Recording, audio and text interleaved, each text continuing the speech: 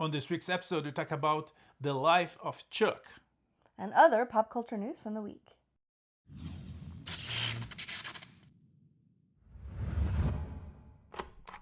We just saw this movie called The Life of Chuck that surprisingly does not involve a small doll possessed by a former criminal and is on a run to kill innocent children and adults too.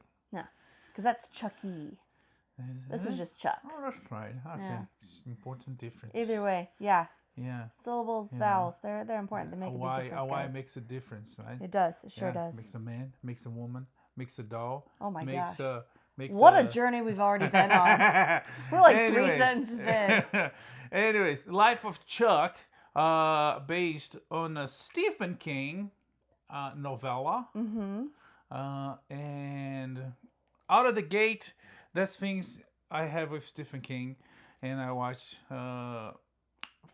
several of his the movies, TV shows, and things inspired by his work. And I always have the sensation that he starts really strong, and then it gets weird as F, like really weird.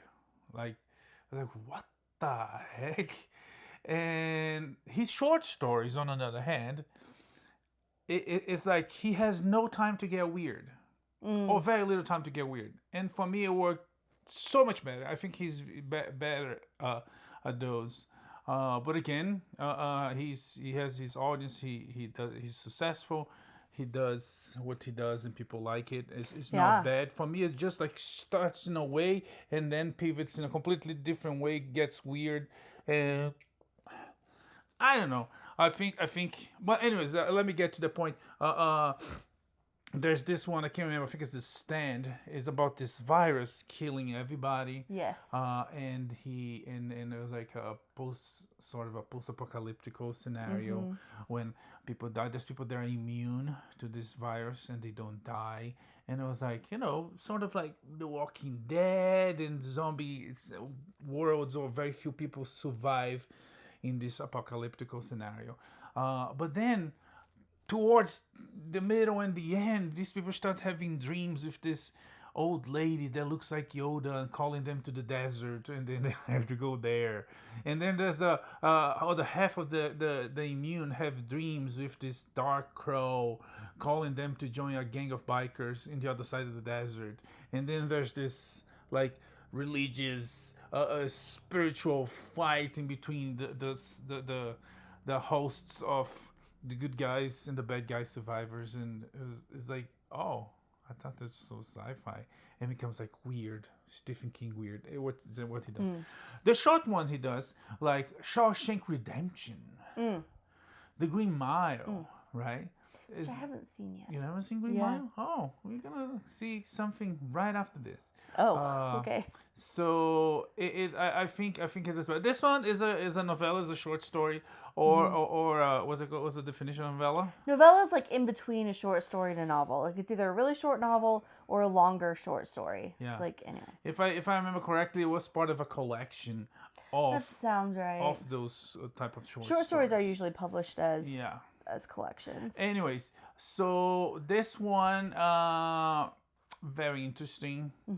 And again, interesting thing about the Stephen King, it when it's long form, it starts, it's like whoa, and it gets weird.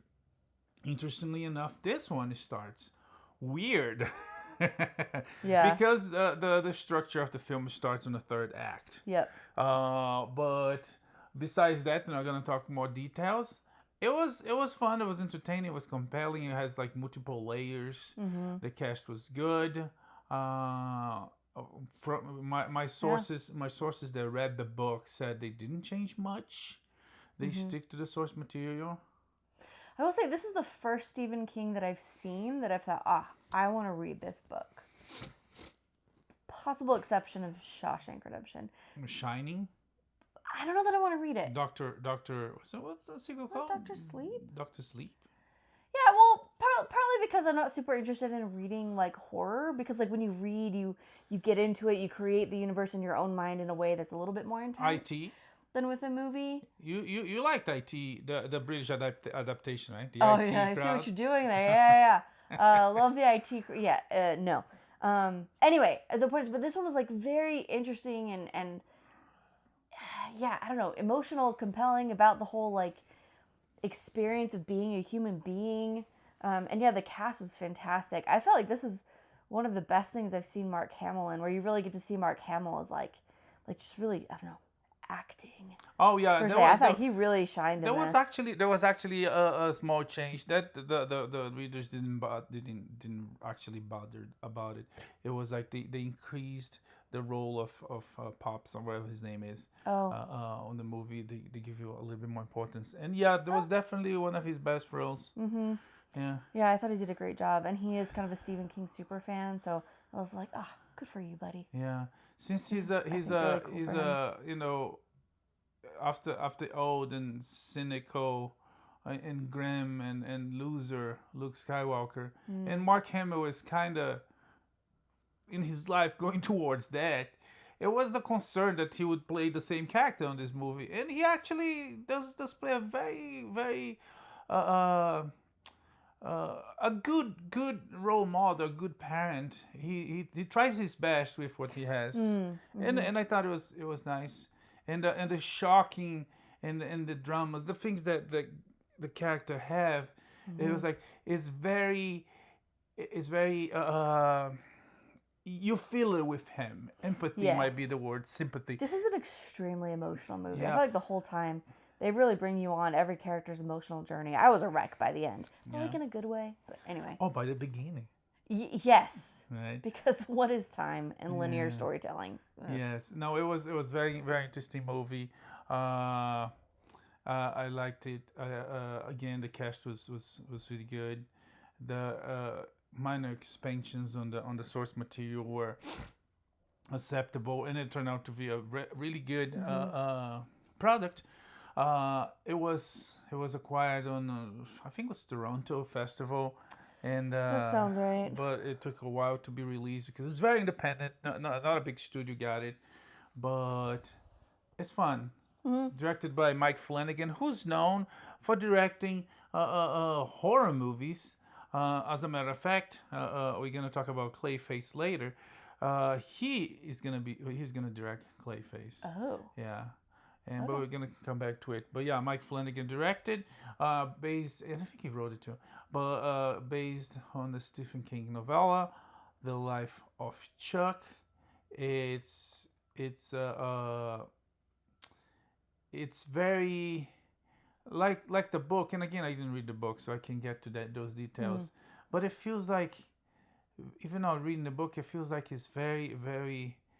It doesn't push you to feel, like in modern, even especially in TV. But some movies do that too. They use the music to push you to love that character, or to hate that character, or to feel happy or sad. It guides you on your emotions, and not only that, but in some other tools as well. This one, if it was like heavily based on what you see, of course, as a movie, but there's a lot of on what you hear from the characters, on what they feel, and brings you to feel that with them, and with narrators for one. Yep. There's a narrator present there. There's a Nick Offerman, which is not a character. Great. He's just a voice. The voice of God type of narrator. The omniscient narrator. But anyways, overall was fun.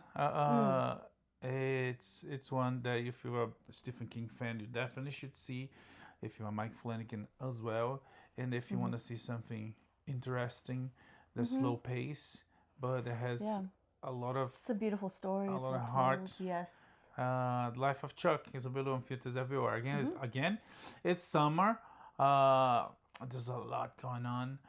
If you want to see, you have to go see now, because after this episode. Yeah. Because there's a lot coming out this weekend. There's a lot coming out next weekend, and so on and so forth.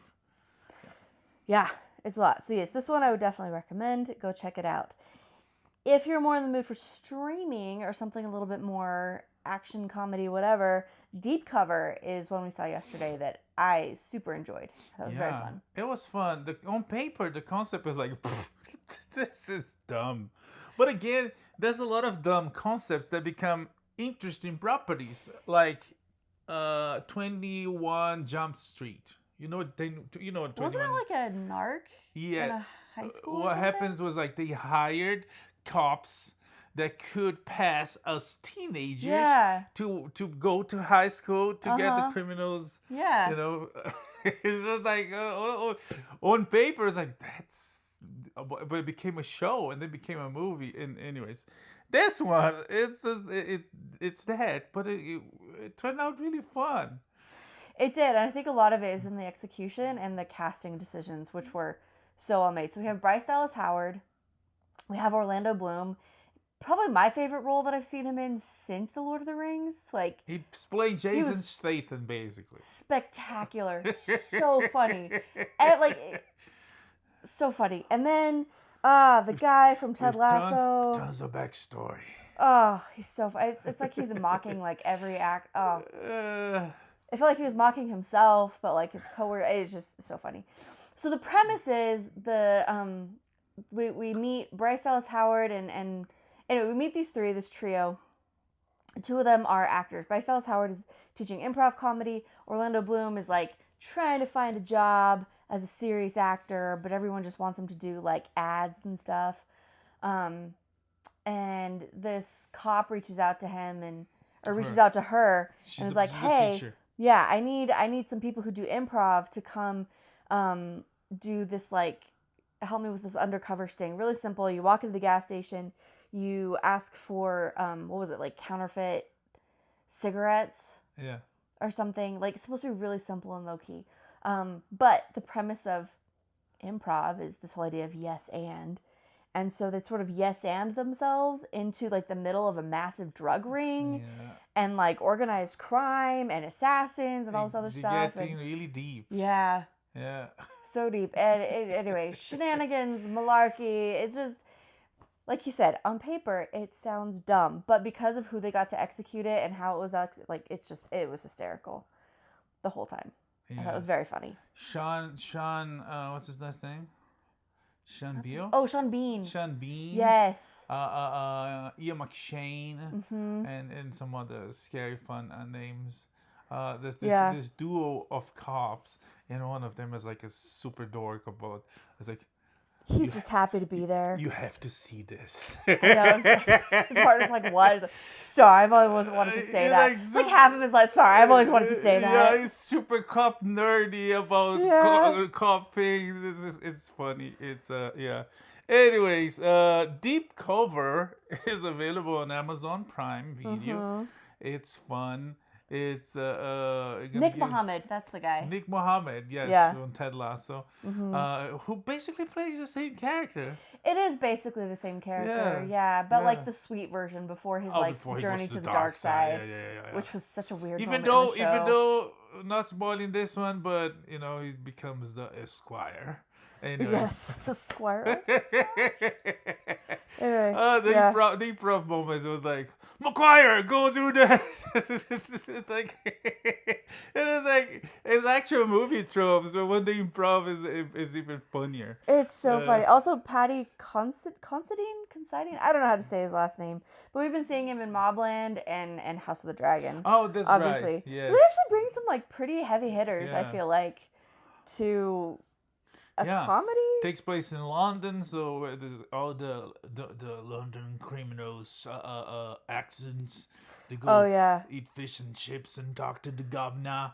But anyways, sure, it's fun. You should check Deep Cover, available on Amazon Prime. If you don't want to go outside, it's hot outside. Stay in with a good glass of cold, whatever. Water. Yes. Just something cold. Lemonade. And you check this one. It's fun. That's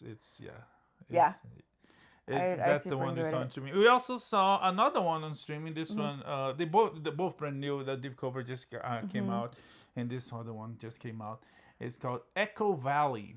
Oh, it was a heck of a journey. It's on Apple TV Plus, starring Julianne Moore, Sydney Sweeney, and Domnhall Gleason. Yeah. Yeah, I guess that's the main. That's the main ones, and it's about the trailer shows you some of the movie. The movie twists and pre-twists on you.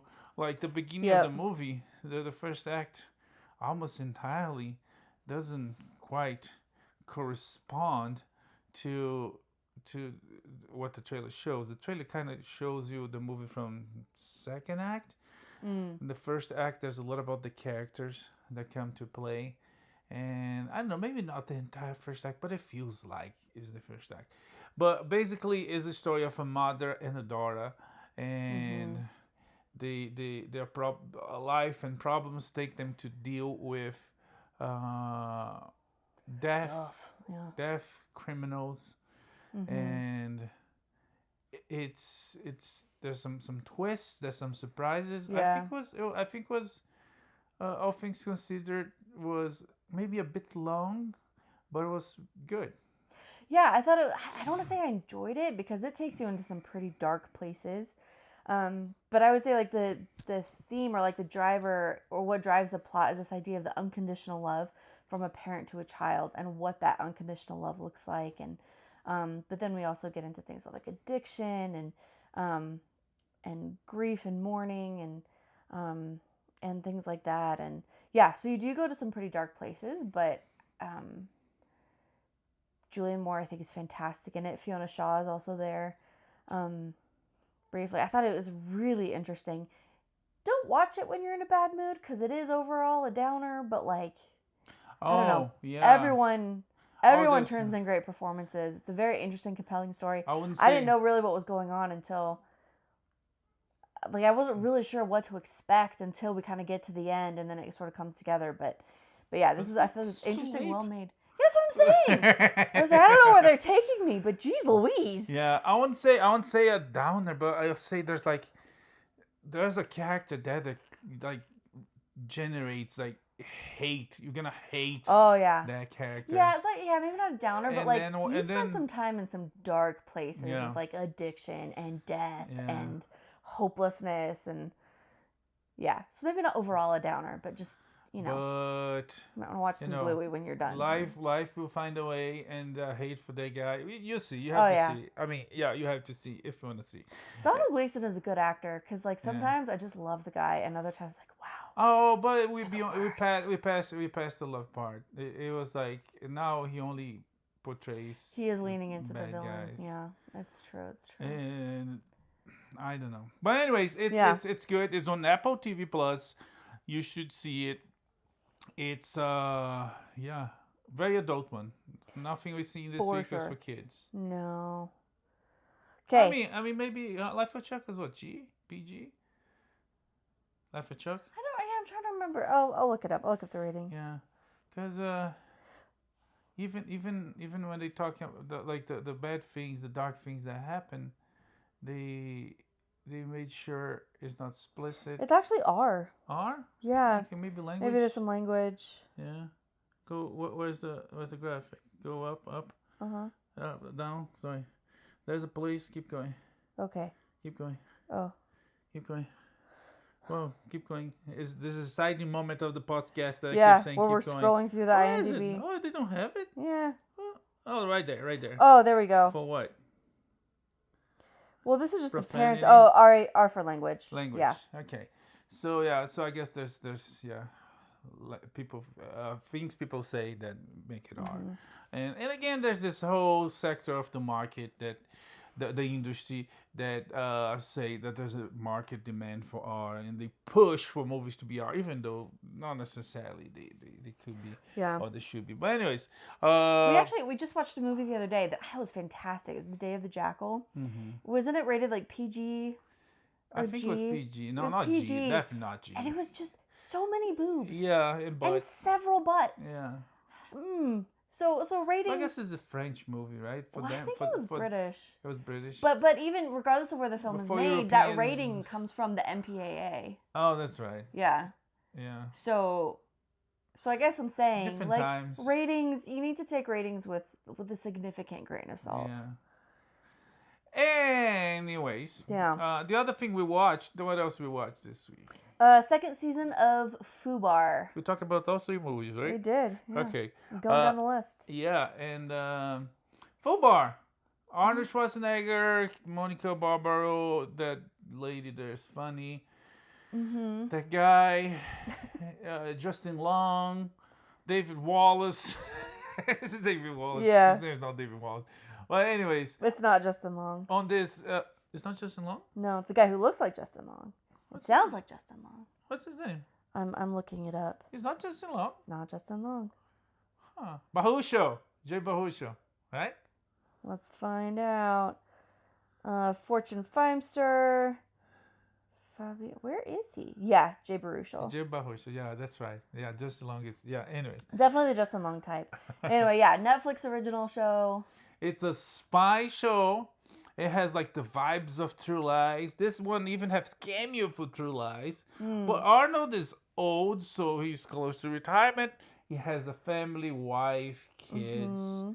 And similar to True Lies, he has to deal with that, the life of a super spy and the life of a family man. But then his daughter is also a super spy. Yeah. Which in the first season they didn't know. It was a big surprise. It was a big thing moving the show that they both CIA and they never knew. In this one, following up the fallout of the season 1, they all living together under the same roof, like a sitcom. The same house, yeah. So there's like there's exes. Yeah, it's just a several mess. exes. Yeah. A couple, a former divorced couple, they get back together. Yeah. Co-workers, they're like sort of in love. And anyways, and the doctor that like loves his disguises to come every week to talk to them. And of course, they have to save the world from former enemies, old friends. Yeah. And one. And a British guy that's funny. And anyways. Yeah. I thought it was fun. I thought it was funny. It's light. It's fun. It's Netflix with Superstar, and there's some ridiculous stuff on it. It is ridiculous for me. I kind of enjoyed the first season. For some reason, this one it wasn't working for me. I think maybe because we've been seeing a lot of we've seen like a lot of very good spy content recently. Like we've had like Mission Impossible, obviously, and The Agency, and what was it, Black Bag, and there's just been a lot of A Day of the Jackal. So we've been watching like a lot of like really high quality stuff. So then you come with this like very cheesy, spoofy, campy one. And I felt like the first season was kind of tongue in cheek, but this one they kept trying to like be a little bit more serious. Maybe, I don't know. For me, this season just didn't work. Maybe if I was in a better mood, or like if I was more ready to embrace just the goofiness. I don't know. It didn't totally work for me. No, I mean, I thought it was very similar to the first. I thought it was funny. I thought it worked well with what happened last season. And yeah, it was a good follow-up. Even though it was kind of ridiculous, they have to live in the same house. But it was a nice way to keep it fresh, because it had to be different than season 1. The problems there were solved, and they had another set of problems, but they still had some of those problems. Yeah. So they had to stay hiding, and they stayed together for the family. Anyways, Fubar available on Netflix with Arnold Schwarzenegger and other great talented people. Okay, let's look at the box office for a minute. Thunderbolts * New Avengers is set to lose $50 million, even though it had a pretty good Rotten Tomatoes score of 88%. Yeah. So, and even though like I stand by, this is probably the best thing that Marvel's done in years. Granted, the bar is low. The bar's low, but it was still like I wouldn't mind watching this one again. Yeah. There are many other movies that I've and shows that I've completely forgotten existed or ever happened. Yeah. But this one, like, I sincerely enjoyed. Anyway. Yeah, but it's not enough to do okay in the box office. Marvel Phase 5 is actually on the down road. What's it say? Down slope. Down. Yeah. Yeah. Winding down. Well, the Phase 1 was like 3 billion total, all the movies combined, and then the next one was like 5, and then they culminated with Endgame and Infinity War. There was like 12. Yeah. Then the next phase was 5. It's going back to 3. It's going back to 2. So it is on a downer. So yeah, and Okay. they better come up with some good stuff. That's why they're desperate and brought Robert Downey Jr. back. Because Which was dudes, we're making like double. You liked digits, him, right? You liked him. Double-digit billions. Now we're going back to 1 digit. So, anyways, yeah. Yeah. Well, in the meantime, though, How to Train Your Dragon, the DreamWorks live-action reboot, is doing amazing. They had an $82 million opening, and we haven't seen it yet, but I have seen memes where people are showing, like, DreamWorks characters beating up Disney characters and saying, this is how you do a reboot, or a live-action remake, or whatever you want to call it. So it seems like people are liking it. They did bring back the original director, who... So the guy who directed the animation came back to do this one. He's also the guy who directed the animated Lilo and Stitch. Really? Was never talked to at all about the live action remake.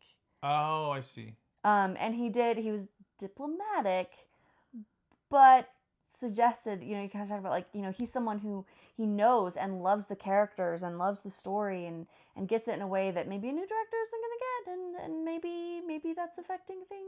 Yeah. Well, anyway, so if this is actually that good, yeah, and again, you can see why. The Disney directors, are they really directing? They're sure. But anyways, what else? Okay, Tyler Perry's Straw had the biggest Netflix movie audience of 2025 so far. They had 50 million views in the second week, which means that Tyler Perry's having a really interesting time because he's also been accused of sexual assault and harassment in a massive lawsuit. Yeah, he has his audience, so his new movie is successful. It has Taraji P. Henson. It looks good. We might watch it soon. But yeah, he's in trouble. A former actor, is Derek accused. Dixon. Yeah. Oh, with that name. Anyways, he's accusing him of sexual harassment in exchange for favors. Yeah, the whole sex for favors, not harassment like a Weinstein. For favors. Nobody gets favors in exchange for harassment. But yeah. Yeah, kind of a Weinstein situation. Like, you get a career if you do stuff for me. Lower level, he's just been accused. Weinstein has been to court and is in trial. Yeah, and there's multiple accusers. This one, he's been accused by one. It's too soon to say, but yeah, he's not looking good. In trouble, good or bad, he's in trouble. So I looked up the actor's name because I hadn't heard of him before, and it kind of sucks when you type in Derek Dixon into Google, you just get pictures of Tyler Perry right now. Oh yeah, because of the lawsuit. Yeah. Oh, that's a bummer. Anyway. More just downer news. Warner Brothers Discovery is going to significantly reduce David Zaslav's pay. Yeah, they voted for disapproving his bonus, even though was non-committal. He still got his bonus, even though they say, we don't agree with that. It's like, and he was because some things are sacred, and the CEO bonus is one of them. Yeah, but now they managed to get his pay cut. And about cut, the one is splitting in two, and there's this new movie, small movie they relying on with Superman, which there's rumors that costed $200 million. There's rumors that costed a lot more, and they will need like at least $800 million to $1 billion to make it even. So it's a mess at Warner Brothers. Yeah. In the meantime, over at Amazon, the CEO is telling people to start expecting some AI-related layoffs. So basically, there's stuff that AI can do that we don't need people to do anymore, and so that's going to change some stuff. I mean, it's a Hollywood fought it, but to guarantee there a little bit more money for them, but it's something inevitable, Yeah. It makes everybody in different ways. It makes everybody's life easier and cheaper, so it will become a thing. It's just the beginning, and the CEO is saying, "Yep, you guys gonna lose jobs because of AI." So that's kind of a bummer. Hopefully, just growing pains towards a better future. I don't know. And also in the sad downer news category, Anne Burrell, who's a Food Network star, celebrity chef. So fun. She actually passed away suddenly at the age of 55. Did you find out more details? I haven't heard. All the initial announcements were very private, so I don't know if her family is keeping that private. She was found unconscious, right? I really I read that she was found unconscious. That's all the news I saw about it. Oh, it's like cardiac arrest, and her body was found near a lot of pills. Okay, so. Which doesn't necessarily mean that was why. Yeah, maybe she was looking for the heart disease pills. Oh, maybe she was maybe something trying happened. to end it. Who knows? But yeah, it's sad. She sounded like a fun person on the shows I saw. You probably saw her more. Yeah, she did some really fun shows. The one I saw her most in was Worst Cooks in America. Yeah. Where they would find people. They would like audition people to find people who truly just heinously unskilled in the kitchen, and then she and other chefs would kind of whip them into shape and get them to a really good place. And they would be able to make filo in 15 minutes. Yeah, that's not a thing. That's still not a thing. I will die on that hill. Either way, this is really sad. All of her coworkers have had nothing but wonderful things to say about her. Anyway, so this is a bummer. So best wishes to her husband and her family and all that. Yeah. Okay, that's enough of the downers. Tubi surpassed their 100 million monthly users for the first time ever. Yeah. Way to go, guys. Tubi sneaking on your screen, on your apps. And slowly getting a big chunk of the market. Yeah. They did the Super Bowl, right? Yeah. Them? Yeah, that was a good move. Okay, Gary Oldman has officially been knighted by King Charles. Yeah, joining his contemporaries Kenneth Branagh, Daniel Day-Lewis, and yeah, he was also this week talking about why he's not coming back for the new Harry Potter show, which again, there was like some people I don't think they're bringing anybody back. Though. Yeah, but there was a lot of fans pushing, like hoping, wishing, praying, not sensation, what they call it, performing. No, what people that petitioning. Like people that pray, and there's people that call something else. I don't know, manifesting. Manifesting. Okay. Yeah, so praying, manifesting, and looking for all the saints and non-saints, and asking, demanding, petitioning for him to be Dumbledore, which. Oh, okay. But which nobody said anything. It was never an option. But when there's not an option, there's always an option. So it would be cool. He would. I mean, well, he's Gary Oldman. I was about to say like he would be a great Dumbledore, but like he's a great whatever role he plays. True, but now he's a Gary old man. That's an older man. Yes, well, Dumbledore is quite old. That's what I'm saying. That fit better than he fit back when he was. He definitely couldn't Lazarus be Sirius Black Lazarus again. Sirius Black. Seriously black. Yeah. Oh my gosh. He was white. Anyways. But I think it's a good move to not bring anybody back from the movies. Yeah. Let this be a completely different project. On the same note, Oscar Isaacs, Jason Isaacs, that play Lucius McCoy. Malfoy. Oh my gosh, you're doing it on purpose. Sorry, I can't remember. So play Lucius Malfoy.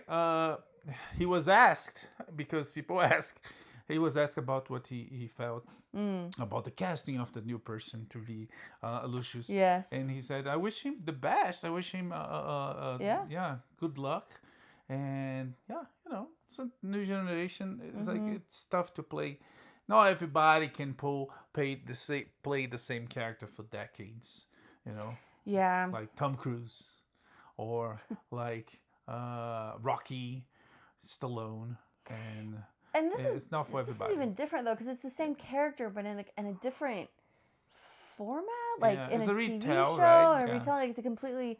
So even though it's technically the same character, is it really? Is it a totally different production? I mean, it could. I don't know. It's like, because this production of Harry Potter is gonna take long years.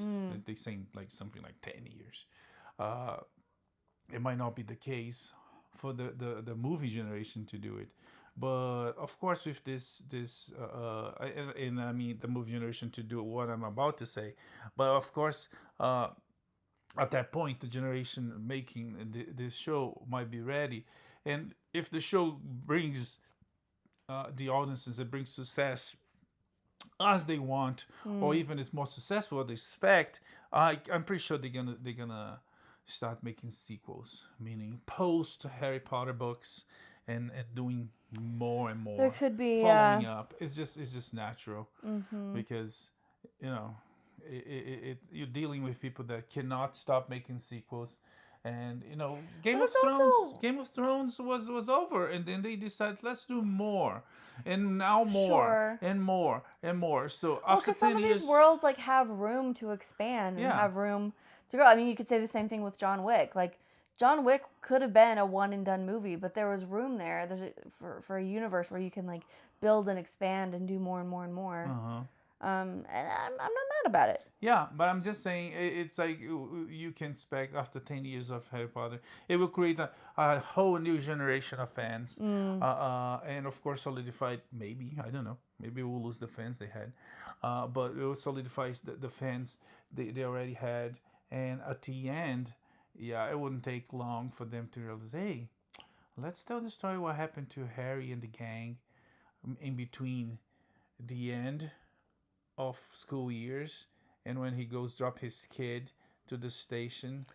Sure, there could be stuff there. We could go Yeah. back and do Or his kids. Dumbledore's army. We could go do somebody else's tale entirely. Or go for the Dragon Ball route, and now it's the kids and the kids and the kids. Anyways. Yeah. But anyways. Okay, well, speaking of shows that will never die, the Doctor Who showrunner says, quote, "We don't know what's happening yet, but he is insisting that the series could go on forever." Yeah. Which technically it could. And I'm not at all up to date, but by almost all accounts, it's gone significantly downhill. Yeah. And maybe they need to take a break. Yeah, and that's why kind of like pushing for is like, no, we're still alive, and it's like the heart stopping because it's going through a very rough patch. Yeah. Hated by fans and non-fans, and the numbers are going down. They had suddenly to twitch on a let's bring Robert Downey Jr. back type of movie. Oh, yes. Move. They bring in Billy Piper back now as the new Doctor. So maybe you guys should take I don't know, a 10-year break. Didn't be in between the generations was like gaps. Oh yeah, so I think it was pretty consistent like through the 70s, and don't totally quote me on this, not the exact years or anything, but like then there was a long, like, I don't know, 10, 15, 20-year gap. They did a movie in the 90s that wasn't super popular, and then nothing happened again until 2000 something when the Christopher Eccleston started in like the new generation of Doctor Who. Yeah. And it's been going pretty consistently since then. But like we said, there's been a significant dip in popularity. Yeah. And so yeah, maybe it's okay. And they are starting to retread. Like we already had the Day of the Doctor. We brought back David Tennant a couple times. We brought back Matt Smith, and now they're bringing back Billy Piper. To me, it sounds like it's time to take a break. They can come back later when they have some like fresh new ideas, and I think that will be do they on fine. the David Eccleston, right? That's his name. Okay, on the Christopher Eccleston one. Do they have an explanation where the Doctor was in between when Eccleston shows up and the previous Doctor? I mean, kind of, but the other thing is like he's a time traveler. Okay. So maybe like for someone moving linearly, like in just one direction through time, it's like, wow, where have you been for the last whatever long? But for him, he's consistently been, doing stuff on Earth. Just so they do get away with that. And there's a great line, and if you're gonna watch just one episode of Doctor Who, you need to watch Blink, because it does stand alone. It's David Tennant. It's a very early Carey Mulligan role. Anyway, he kind of explains the time travel mechanics of the Doctor Who universe. And he explains it by saying time is sort of wibbly-wobbly, timey-wimey stuff. And that's how they explain the physics of it. So I think it's brilliant. It's the most intelligent time travel mechanics, plot writing stuff of anybody. They just say, like, I don't know, you can't explain it. It just is. And it works. Okay. So you don't have to explain stuff like that. And yeah. anyway, But they do, like, some stuff happened to him between. You just gotta watch it. Anyways, okay. You just gotta watch it. What else? All right. Aaron Moriarty says that they have Graves' disease. Isn't that the same that Daisy Ridley came? Oh, that sounds right. Right? Yeah. Yeah, but she was diagnosed. She announced, and she said, told people to get tested. I don't know if it's something that's contagious out there, but I guess it's like many conditions and diseases is better to find out early so you can treat it. Yeah. Yeah. So that's a bummer. Okay. Another blonde on the news is Sabrina Carpenter. That there's rumors that she might be the MCU Dazzler. Oh. She's dazzling. But if you don't know what the Dazzler is an X-Men character who also is a singer. In her powers, I think she creates solid lights, crystals, something like that. I can't remember. That's kind of cool. But hence the name Dazzler. It's not the first time that the rumor comes to light. Not long ago, there was people rumoring that Taylor Swift would play Dazzler on Wolverine and Deadpool. Deadpool and Wolverine, whatever they call. So it might just be a rumor, or might be a rumor planted by hired PR to push people to want that and to push the studios to make that, like they did several times. Like Hunter Schafer wanted to play Zelda, and like Samuel L. Jackson did in a very non-discreet way, saying this, I would love to be a Jedi. It gotta work. Got to work for Lucas on Star Wars prequels. Yeah. But sometimes it doesn't work. So we'll see. We'll see. But that could be fun. I could see her doing. I mean, not saying that she would be good. It's just saying that I don't know if they're gonna bring that character to the movies. Not like when they have the big ones, the classic ones, the main ones, to bring it first, and to skip to Dazzler. We'll see. We will. In other news, another entry in the sequels that absolutely nobody has ever asked for, Harold and Kumar 4 is in the works. I'm pretty sure some people did ask for it. These movies are so stupid. Yeah. It's for stupid stoners. They are stupid stoners, and the movie are for that type of audience. They're very popular in college or back when they were released. And I guess they want to try another generation, which is so weird since the guy came out as homosexual, because his character is nothing but homosexual in the movies. And it's like, I don't know. I thought that was like basically ending the movies, but I guess they want to make more. He's gonna try to convince us otherwise. Acting. The cast, yes, the cast, John Cho and what the heck is his name? I have on the tip of my tongue. I can't remember. That guy. He's coming back. They most likely will try to get Neil Patrick Harris back, because he was an important part of the movies, playing himself. But important is such a strong word for this franchise. They are so like, I feel brain cells dying when we watch them. It's exactly what I said. It's for stoners. Yeah, but I'm not a stoner. Why do I have to see it? What have you done to me? You're gonna blow the microphones. Anyways, I'm just really bummed that we're making more of these. Just like, can we be better than this? I guess not. It's the whole thing about sequels, reboots, remakes. It's like, even the tiniest possibility, the certainty of making money makes them do sequels. Like, like Harold and freaking Kumar. Okay, this one actually I'm very happy about. Godzilla -1 is getting a sequel, and they're going to start shooting in August. Yeah, I don't know. I like the first one. I don't know what they're going with the second one. I don't really care. They did a good job with the first one, and I'm willing to see more. We'll see.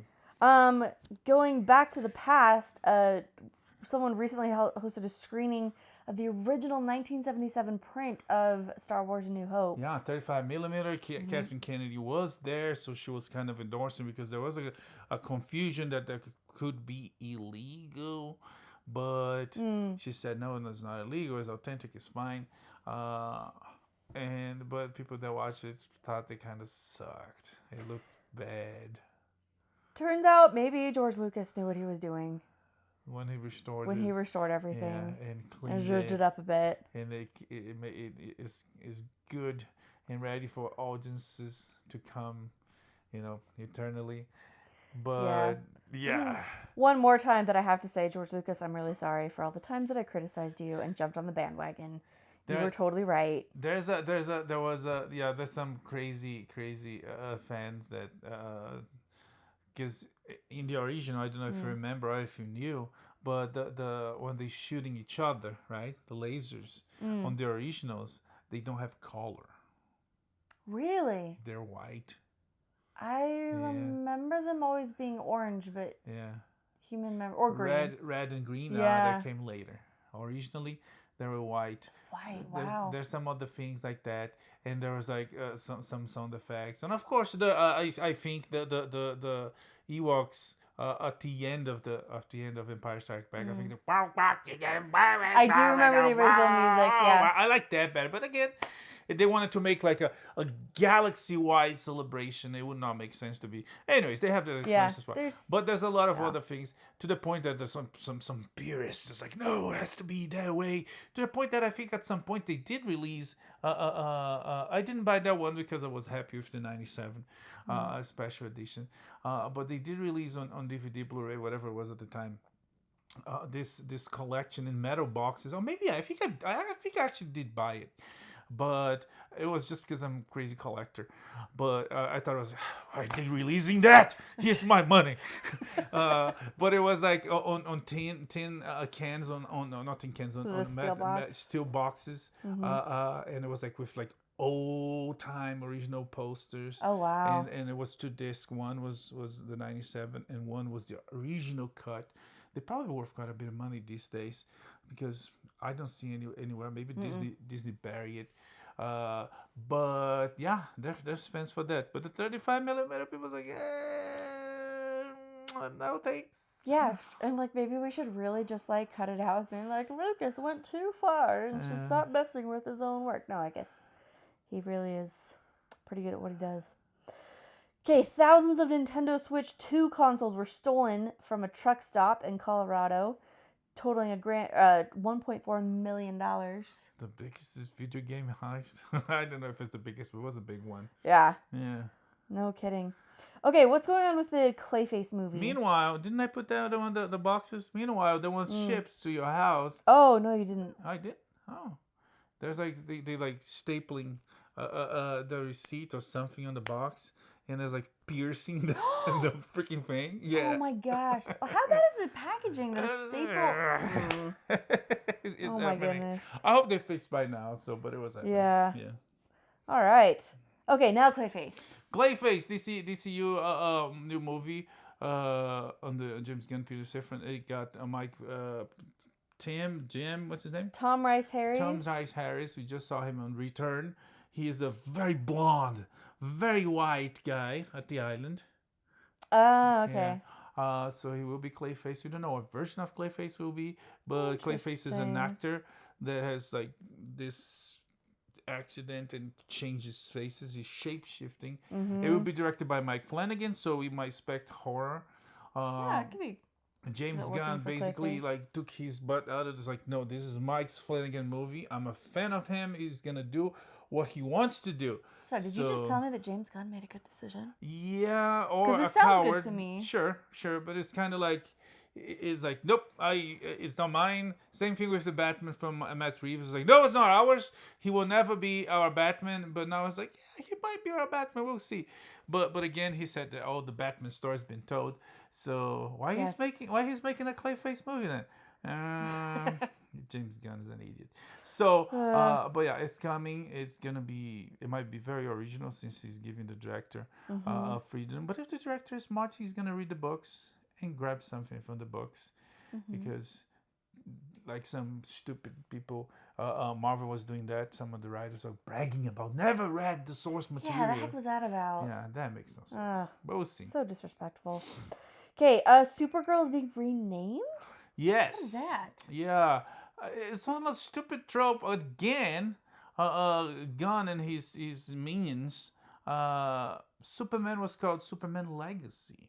If you don't remember, if you didn't born like the last 5 years, it was called Superman Legacy until like the day basically. No, it's just Superman. It's like, okay, that's. I mean, of all the things that look bad about that movie, and then they changed the name. Supergirl was supposed to be called. It was called Supergirl, the Woman of Tomorrow, and based on the comic book of the same name. Now they dropped the Woman of Tomorrow, and they play quiet, play nice about it. It's like, she's not a woman tomorrow. She's a woman today. Oh my gosh. Her name is still Supergirl. Anyways, so it's just Supergirl now. Cool. Here's I don't know, kind of a bummer fact. In 1938, so Siegel and Shuster, they're the ones who created Superman, and they sold the rights to him in 1938 for just $130. Yeah. Jeez. It's the power of capitalism, right? Now I it's guess. worth Well, so and that would have been more. the end of the Great Depression too. True. But I mean, it's like how things, how we stop giving.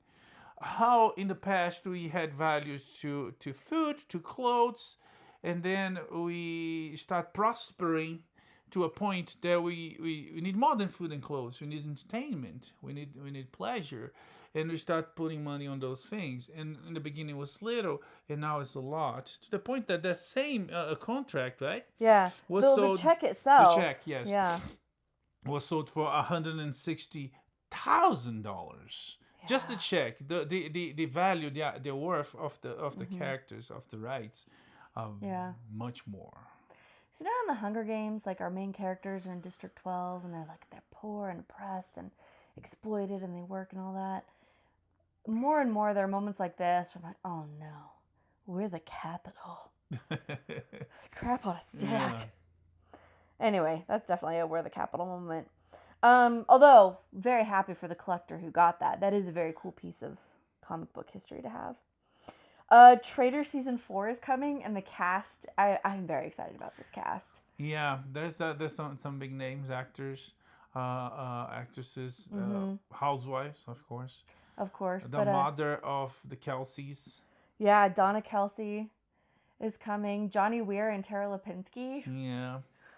The black dude, was his name, the fat black dude, the actor, funny. Oh, Ron Funches? Funches. Yeah. Yeah. There's the crazy guy from Prison Break. What's his name? I can't remember his name. I can't remember his name, but the very blonde, loud, very white guy. It's gonna be interesting. Yeah. Yeah, we'll see.